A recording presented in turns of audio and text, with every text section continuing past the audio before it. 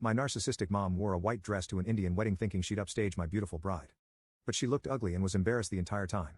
I don't have a good relationship with my mother because she was the type to demand gifts on my birthday because I wouldn't be here without her. For 18 years, I never got to open presents myself. Every event, from my games to graduation, was always about her.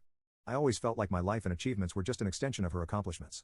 I think I suppressed my resentment because everyone around me always acted like this was normal.